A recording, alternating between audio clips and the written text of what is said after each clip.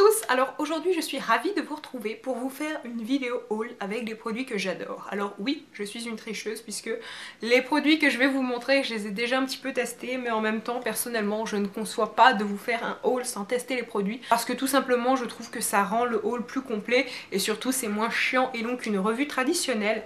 Et je vais commencer avec les achats que j'ai effectués chez Sephora et avec ceci. Donc c'est une huile démaquillante et nettoyante de la marque Josie Maran. Alors petite parenthèse, certains produits que je vais vous présenter ne sont pas disponibles sur Sephora France, donc en barre d'infos, je vous mets une vidéo de Sana qui vous explique comment commander, même si vous êtes en France, sur Sephora US. Je vais pas rentrer dans les détails, sinon clairement la vidéo à Noël, je l'ai pas finie.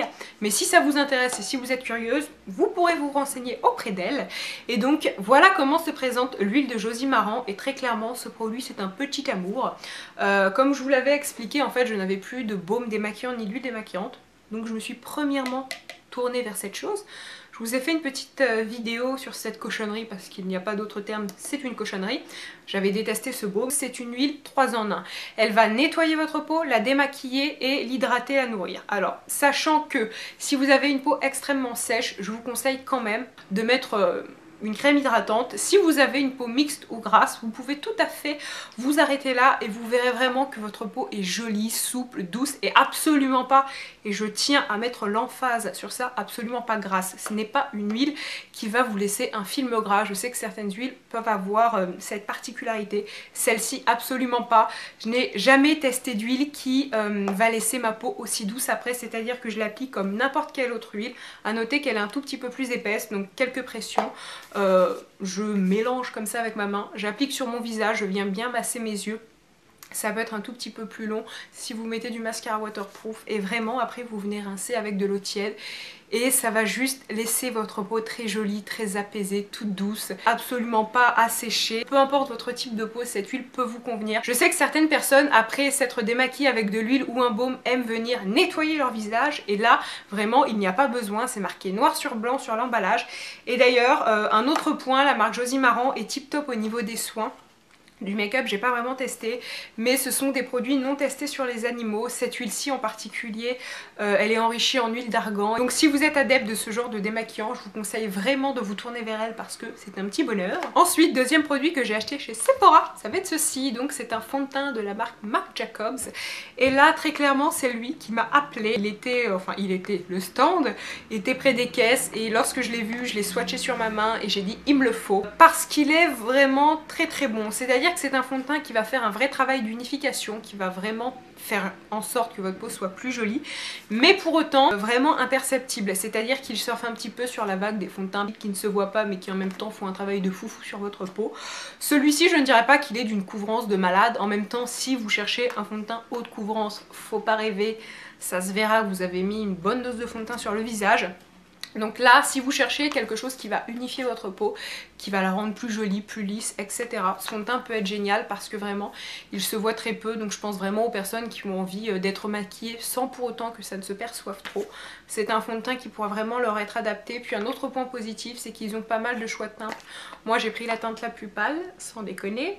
Et c'est la teinte numéro 10 et qui me convient parfaitement en hiver parce qu'en ce moment, le B10 d'Yves Saint Laurent est un chouïa trop foncé. Dernier produit acheté chez Sephora, ça va être ceci. Donc c'est une base Hourglass, c'est la base minérale.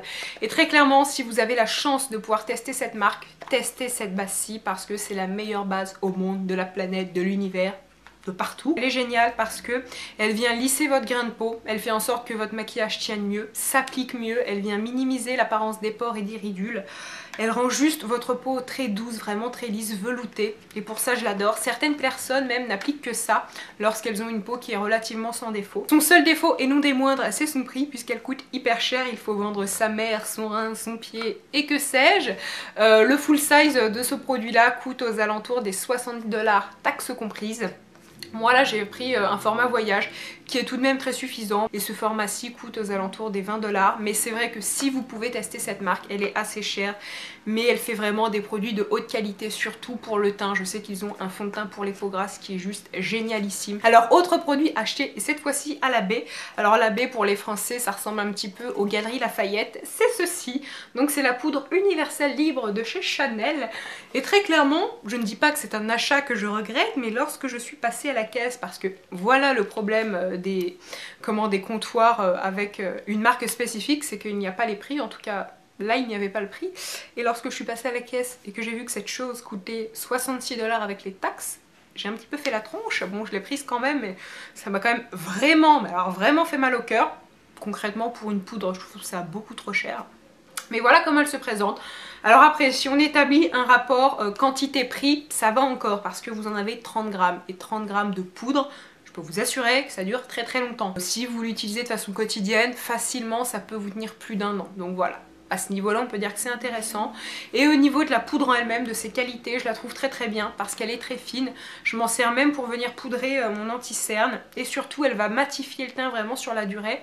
Mais voilà, comme elle est très fine, elle n'est pas perceptible. Donc encore une fois, je pense aux personnes qui veulent un teint parfait, mais pour autant qui n'ont pas envie de paraître trop maquillées. Ça c'est typiquement le genre de poudre qui peut vous convenir parce que je trouve qu'elle vient vraiment sublimer le teint, faire une dernière, enfin apporter une dernière petite touche plutôt, mais pour autant elle ne va pas se voir et ça va absolument pas donner un effet plâtreux. De préférence, attendez d'avoir les moins 20% chez Sephora, qu'on vous l'offre, ou bien de l'acheter en duty free parce que voilà, elle est pas mal du tout, mais c'est vrai que le prix peut un petit peu faire mal. Ensuite je suis allée chez MAC et j'ai pris 2 rouges à lèvres. Donc premièrement j'ai le Ruby Woo qui est une couleur plutôt très connue, donc en fait c'est un rouge avec des sous-tons un petit peu framboise et vraiment j'ai pris cette couleur parce que j'ai déjà un rouge avec des sous-tons un peu framboise, mais c'est un Dior et il n'est pas du tout mat, mais là c'est une très jolie couleur mat, alors qui peut être un petit peu asséchante, c'est vraiment la réputation qu'il avait, donc moi c'est ce qui m'a un petit peu fait peur et voilà, c'est ce qui a fait en sorte que je l'ai pas acheté tout de suite. Or, une fois testé, je trouve ça tout à fait correct. Dès lors que vous appliquez un baume en dessous, il n'y a aucun problème, ça tient toute la journée et ça n'assèche absolument pas vos lèvres. Donc c'est vraiment un très joli rouge que je peux vous recommander si vous cherchez un petit peu le rouge parfait. Et je trouve que les rouges avec des sous-tons un petit peu framboise rose se portent mieux et plus facilement. Après c'est peut-être personnel, mais j'ai remarqué ça sur plusieurs personnes. Donc si vous cherchez un premier rouge, celui-ci peut vraiment être tip top. J'ai pris cette couleur-ci, donc c'est Candy Yum Yum, qui est une couleur à peine voyante, hein, vous êtes d'accord. Donc c'est la couleur que je porte actuellement, donc très clairement c'est un rose complètement néon. Si vous cherchez un rose néon, j'ai envie de dire c'est cette couleur là qu'il vous faut. C'est une couleur qui va plus facilement se porter en été, je pense. Encore une fois c'est un rouge à lèvres mat, mais comme je vous l'ai dit, si vous appliquez du baume, il n'y a aucun problème. C'est une couleur hyper pigmentée comme tous les rouges à lèvres mat. Et je trouve que voilà, c'est une couleur qui peut être hyper estivale. Bien évidemment, c'est le genre de couleur, ne maquillez pas vos yeux de façon très chargée, sinon ça fait un petit peu voiture volée. Mais je trouve que pour l'été, pour donner un petit peu d'éclat au visage, donc que ce soit sur une peau mate, une peau noire ou une peau blanche, d'ailleurs comme moi lorsqu'on est très pâle, je trouve que ça peut être très joli. C'est vraiment une couleur qui peut aller à toutes les carnations. Donc c'est aussi pour ça que je l'aime. Faut oser la porter, mais je trouve qu'elle apporte un petit peu de peps au visage. Ensuite, dernier produit que j'ai acheté, ça va être un blush crème de la marque Illamasqua et c'est vraiment les meilleurs blush crème au monde et j'insiste. Je ne sais pas vous, mais personnellement, moi les blush crème, je n'y arrive jamais. À chaque fois, ça fait des pâtés, c'est moche et voilà, c'est vraiment pas joli du tout.